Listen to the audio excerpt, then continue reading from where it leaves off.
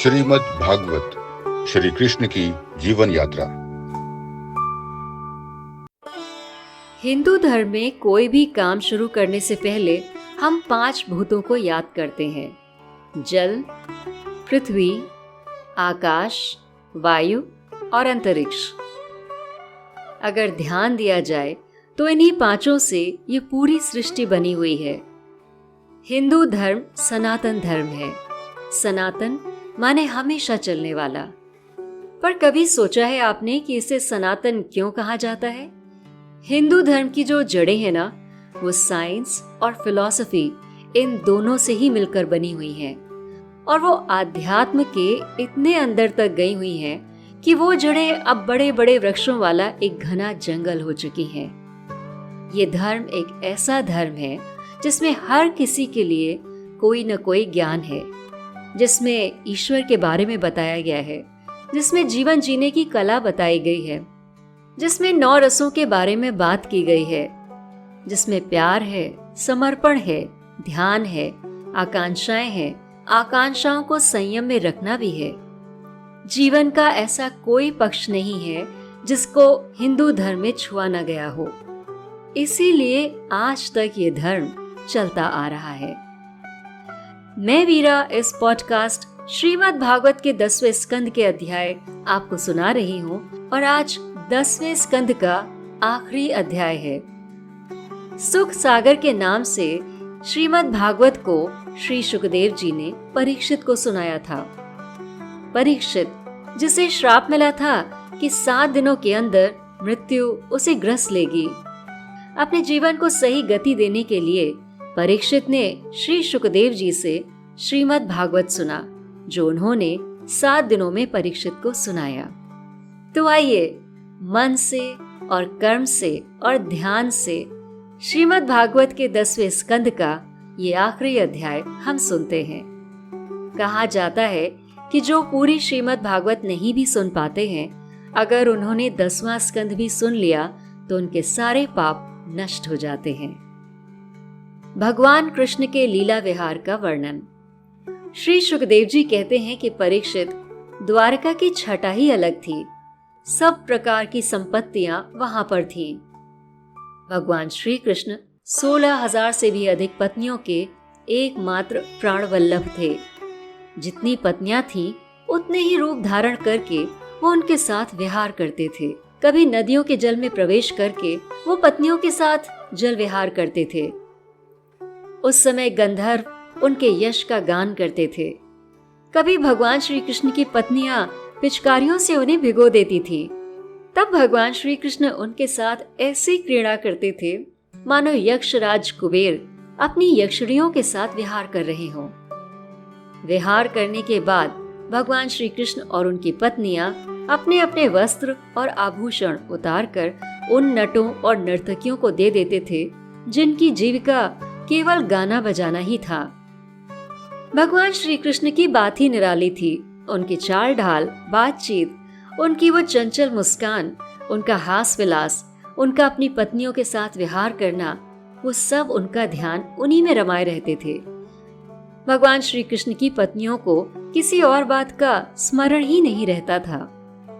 भगवान श्री कृष्ण के यूं तो हर रानी से 10-10 पुत्र थे, परंतु उनके 18 पुत्र महारथी थे, जिनमें मुख्यतः प्रद्युम्न, अनिरुद्ध, दीप्तिमान, भानु, सांब, मधु, बृहद्भानु, चित्रभानु, श्रुतदेव, सुनंदन, पुष्कर, अरुण, विरूप, कवि, निग्रोध आदि थे। यदुवंश के इन बालकों को शिक्षा देने के लिए 3,88,00,000 आचार्य नियुक्त किए गए थे और महाराजा उग्रसेन के साथ खरबों की संख्या में सैनिक रहा करते थे। प्राचीन काल में जब देवताओं और असुरों का युद्ध हुआ, उस वक्त बहुत भयंकर राक्षस मारे गए थे और वे ही मनुष्यों में उत्पन्न हुए और बड़े घमंड के साथ जनता को सताने लगे। उनका दमन करने के लिए भगवान की आज्ञा से देवताओं ने यदुवंश में अवतार लिया। उनके कुलों की संख्या 101 थी और वो सभी भगवान श्री कृष्ण भगवान को अपना स्वामी मानते थे। ये सभी यदुवंशी थे, इसीलिए उनका हृदय श्री कृष्ण भगवान में लगा रहता था। सोना, बैठना, घूमना, फिरना, बोलना, खाना, नहाना, धोना, हर काम करते वक्त उन्हें केवल एक ही नाम ध्यान रहता था और वो था भगवान श्री कृष्ण का। बाकी सब काम तो यूं ही होते रहते थे। भगवान श्री कृष्ण की परम गति पाने के लिए बहुत से राजाओं ने अपना राजपाट छोड़कर तपस्या की, जंगलों की यात्रा करी, तब जाकर उन्हें परम गति प्राप्त हुई। सुखदेव जी कहते हैं कि परीक्षित, भगवान श्री कृष्ण ने अपने बड़े भाई बलराम जी के साथ और भी यदुवंशियों के साथ मिलकर बहुत से दैत्यों को मारा। कौरवों और पांडवों में भी मारकाट मचाने वाले और कलह उत्पन्न करने वालों को उन्होंने मौत के घाट उतारा। इसके बाद भगवान श्री कृष्ण ने सोचा कि मेरी एक और लीला का समय आ गया है। तो भगवान की प्रेरणा से ऋषि अंगिरा, दुर्वासा, विश्वामित्र, वशिष्ठ और नारद द्वारिक के पास पिंडारक क्षेत्र आए। अनेक बालक जामवती के पुत्र सांब को एक सुंदर सी स्त्री बनाकर मुनियों के पास ले आए। चरण स्पर्श करने के बाद वो बालक बोले कि हे मुनियों, ये जो स्त्री है ना, ये गर्भवती है। आप तो ऋषि हैं, क्या आप हमें ये बता सकते हैं कि इसके गर्भ में कन्या है या पुत्र है? जब मुनियों ने यह व्यंग्यपूर्ण उपहास सुना तो वो बहुत गुस्सा हुए और उन लोगों ने गुस्से में भरकर कहा, अरे मूर्खों, ये स्त्री एक ऐसा मूसल पैदा करेगी जो तुम्हारे पूरे कुल का नाश करने वाला होगा। मुनियों का ऐसा श्राप सुनकर बालक बहुत डर गए और उन्होंने तुरंत सांब का पेट खोलकर देखा तो उसमें से सचमुच एक लोहे का मूसल निकला। वो सब बहुत घबरा गए और उस मूसल को लेकर वो उग्रसेन के पास गए और सारी घटना का जिक्र किया। ब्राह्मणों का श्राप कभी झूठा नहीं होता। ये सोचकर राजा उग्रसेन ने उस मूसल को टुकड़े टुकड़े कराकर उसको बहुत महीन पीसकर समंदर में फेंकवा दिया। उन लोहे के टुकड़ों को एक मछली निगल गई और चूरा तरंगों के साथ बहकर समंदर के किनारे आ गया। उस चूरे से तेज धार वाले लंबी लंबी घास उत्पन्न हो गई जो खड़क का काम करने लगी। उधर वो मछली भी एक जरा नाम के व्याध के जाल में फंस गई और उसका पेट चीरने पर लोहे के उसी मूसल का टुकड़ा मिला। व्याध ने लोहे के टुकड़ों को बाण की नोक में लगा दिया और शिकार खेलते समय उसी बाण से अनजाने में भगवान श्री कृष्ण के पैरों को मृग समझकर उन पर चला दिया। पर उससे पहले देवताओं ने यादवों के साथ क्या किया, ये सुनते हैं। देवताओं ने यादवों की बुद्धि हर ली थी। वो मदिरा का सेवन करने लगे थे और नशे में आकर एक दूसरे से लड़ने लगे थे।